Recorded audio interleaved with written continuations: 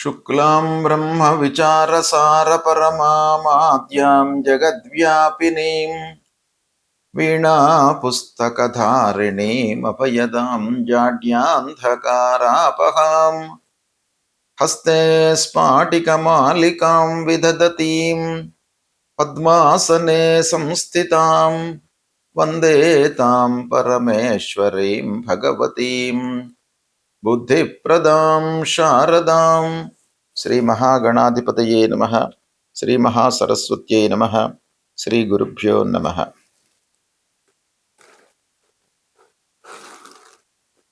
ఖండగ్రాస చంద్రగ్రహణము 28 August 2026 శ్రావణ శుక్ల పూర్ణిమ శుక్రవారం రోజున సంభవిస్తుంది. ఈ గ్రహణము శతభిష నక్షత్రం కుంభరాశిలో సంభవిస్తుంది.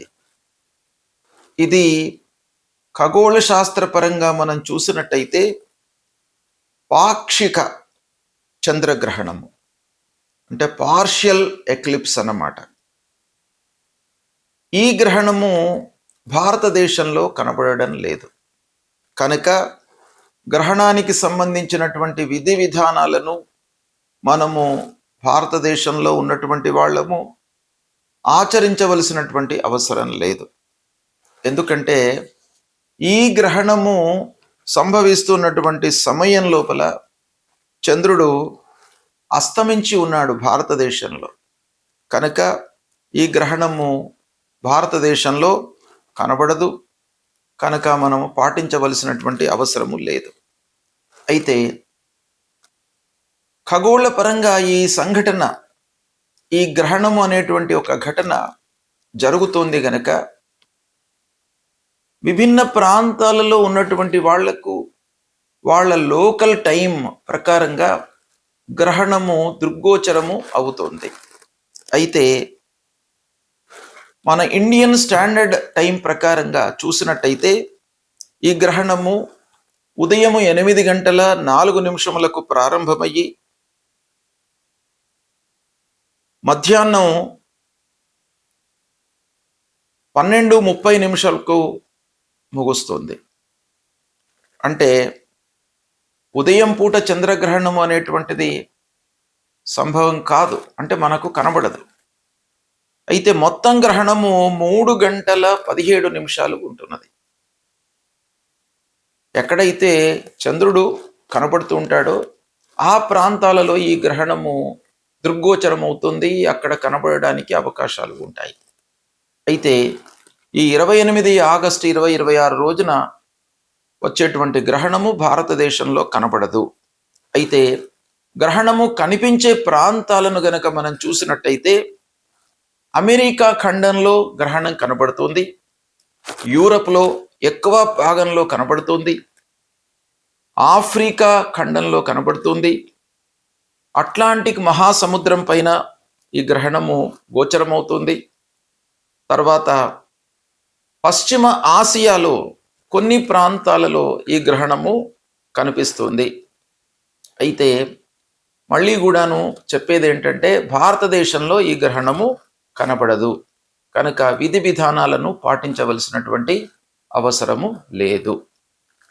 అయితే ఈ గ్రహణము శతభిష నక్షత్రం కుంభరాశిలో సంభవిస్తుంది గనక ఈ కుంభరాశిలో సంభవిస్తున్నటువంటి గ్రహణము 12 రాశులలో జన్మించినటువంటి వారికి, మేషము నుండి మీనరాశిలో జన్మించినటువంటి జాతకులకు ఎలాంటి ప్రభావాన్ని ఇస్తుంది అనే విషయాన్ని మట్టుకు మనము తెలుసుకోవాలి.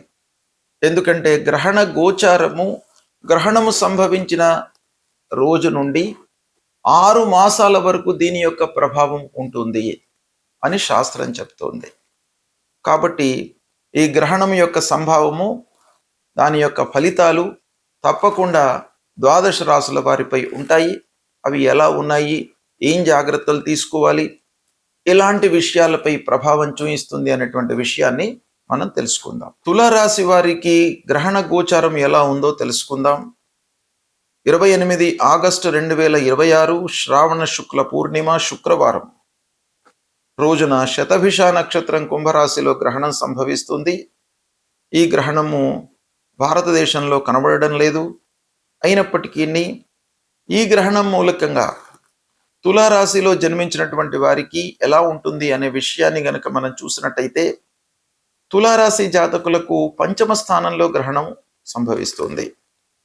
పంచమ స్థానంలో సంభవించడము మధ్యమైనటువంటి ఫలితాలను ఇస్తుంది. అయితే పిల్లల చదువు నిరాటంకంగా కొనసాగుతుంది. కొంత శ్రద్ధ, సమయస్ఫూర్తితో నిర్ణయాలు తీసుకోవడం అవసరము. ఇకపోతే పెట్టుబడుల విషయంలో మీరు కొంత జాగ్రత్తలు తీసుకోండి. హెవీ ఇన్వెస్ట్మెంట్స్ ఏవైతే ఉన్నట్టయితే వాటిని కొన్ని రోజుల కొరకు పోస్ట్పోన్ చేసుకోవడం మంచిది. మామూలుగా చేస్తున్నటువంటి ఇన్వెస్ట్మెంట్స్ కొరకు ఇబ్బంది లేదు. సునాయాసంగా మీకు అనుకూలత ఏర్పడుతుంది. మానసిక ఆందోళనకు అవకాశం ఉంది ఒక పక్కన. అయితే వర్క్ లోడ్ మూలకంగా కొన్ని ఇబ్బందులు ఉన్నాయి. విద్య లోపల చదువులో మీరు ఓవర్లుక్ చేసినట్టయితే ఆటంకాలు కూడాను ఒక పక్కన ఉన్నాయి.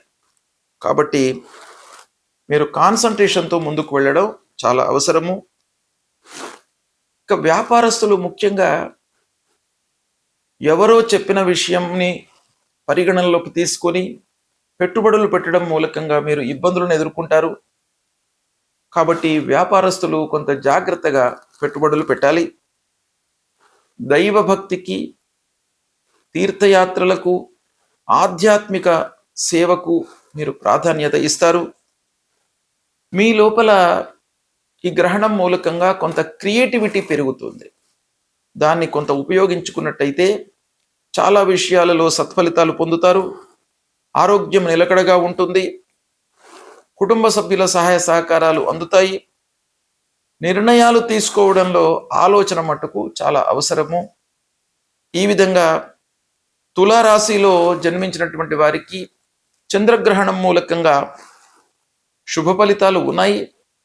అయితే కొన్ని విషయాల్లో మటుకు జాగ్రత్తగా మీరు నిర్ణయాలు తీసుకోవడం అవసరము. పాక్షిక చంద్రగ్రహణము శ్రావణ శుక్ల పౌర్ణిమ శుక్రవారం 28/8/2026 రోజున శతభిష నక్షత్రం కుంభరాశిలో సంభవిస్తుంది. అయితే భారతదేశంలో ఇది దృగ్గోచరం కాదు కనుక విధి విధానాలను మనము పాటించవలసినటువంటి అవసరం లేదు. ధర్మశాస్త్రం ప్రకారంగా మనకు కంటికి గ్రహణము కనబడితేనే మన సాంప్రదాయం ప్రకారంగా శాస్త్రాలలో చెప్పినటువంటి నియమాలను పాటించాలి. కాబట్టి మనము ఈ గ్రహణం కనబడడం లేదు కనుక దానాలు కానివ్వండి, నదీ స్నానాలు కానివ్వండి, హోమాలు కానివ్వండి, జపాలు కానివ్వండి, గురుముఖత మనకు బోధించినటువంటి మంత్రాలు కానివ్వండి, ఇవన్నీ కూడాను నిత్యం చేసుకోవడంలో తప్పులేదు. కానీ గ్రహణానికి ప్రత్యేకంగా కొన్ని చెప్పబడి ఉన్నాయి కాబట్టి దృగ్గోచరం లేనప్పుడు ఇవి పాటించవలసినటువంటి అవసరం లేదు. అయితే గోచార ఫలితాలు అంటే గ్రహణం సంభవిస్తున్నటువంటి రాశి నక్షత్రం ప్రకారంగా కొన్ని రాశులలో జన్మించినటువంటి వారికి అధమ ఫలితాలు ఉంటాయి. అంటే ప్రతికూలమైనటువంటి ఫలితాలు రాబోయే 6 మాసాల వరకు ఉంటాయి అని మనకు శాస్త్రం చెప్తుంది. వాటిలో ముఖ్యంగా మన జన్మరాశి నుండి జన్మస్థానంలో, ద్వాదశ స్థానంలో, అష్టమ స్థానంలో, అర్ధాష్టమ స్థానంలో గ్రహణము సంభవించినట్టయితే ఫలితాలు ప్రతికూలంగా ఉంటాయి. కాబట్టి వీళ్ళు ప్రత్యేకంగా గ్రహణానికి సంబంధించినటువంటి పరిహారాలు చేసుకోవాలి. ముఖ్యంగా రాహువుకు సంబంధించినటువంటి పరిహారాలు.